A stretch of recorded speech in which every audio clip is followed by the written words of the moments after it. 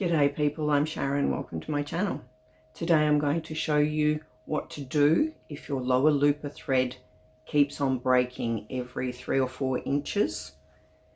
Then I'm going to explain why my fix works, and finally I'm going to give you a bonus piece of information what to do if your lower looper thread is breaking every 2 or 3 meters.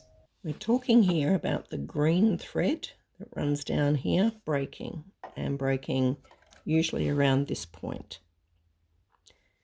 The way to make sure that when you start sewing again, it doesn't just break again in another 3 or 4 inches or 7 or 10 centimeters is this. Roll this wheel, which is the largest wheel on the right hand side of your machine. It's the flywheel that moves your needles backwards 2 full revolutions. So the needles have gone up, down, up, and down again, and I want them in the up position. Some machines actually want this to be in the down position, but I want it to be in the up position. At this point, the machine has dechained. And I'm going to take the foot off so that hopefully I can show you.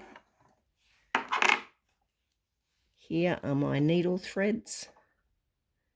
They are not going down into the machine. So I can pull that out a bit, and all of these threads now are up the top, and I can re-thread this green thread at the bottom. This happens to be on my 644D. It works with most of the Janome range. You wouldn't be doing this on an air threader, but almost all of the other machines, this is exactly how you do it. So if you've got an 8004 or an 8002 or a 744D, 534, whatever, I've just re-threaded that there. Take it across. I will put my foot back on. You don't need to take that off while you're doing this, by the way. That's just me wanting to show you what's happening. So I've got the foot down, which means that I've got tension on all of the threads. Hold on to that. I like to hand wind a bit.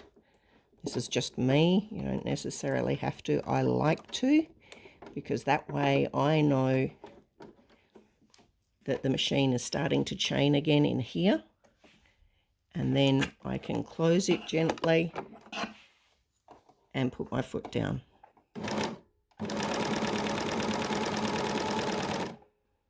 And I've got my machine working again. So why is it that doing that dechaining solves the issue?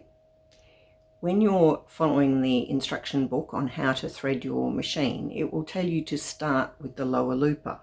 And that means that as you put the lower looper threads in, there's nothing else getting in the way. If you don't dechain, the needle threads will get in the way of where the lower looper thread needs to go. So by dechaining, you get those threads out of the way, and the lower looper thread can go where it's supposed to go.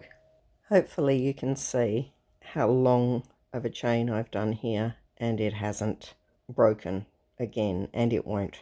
My bonus tip, if you are having trouble with this cone breaking, so the one on the far right, but it's not happening every 3 or 4 inches, it's happening maybe every meter or yard, swap that cone with one of the others, because generally you'll have all black or all white.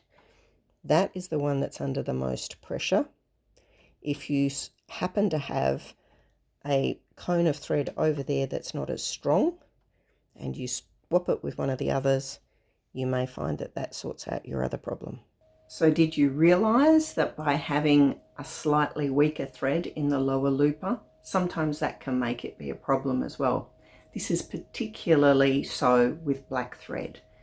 In order to make black thread black, it has a lot of dye in it.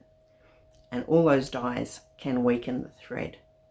So maybe by just changing it with one of the needle threads, you'll sort that issue out. Hope you've learned something today, and I'll see you next time.